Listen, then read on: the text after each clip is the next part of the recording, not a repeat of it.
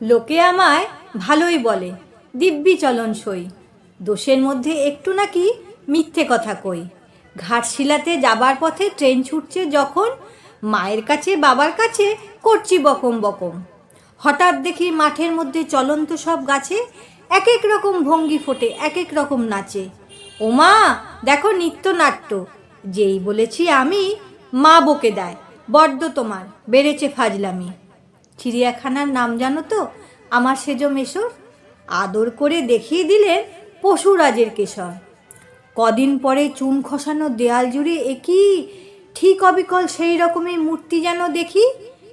ক্লাসের মধ্যে যেই বলেছি সুরঞ্জনার কাছে, জানিস আমার ঘরের মধ্যে সিংহ বাঁধা আছে।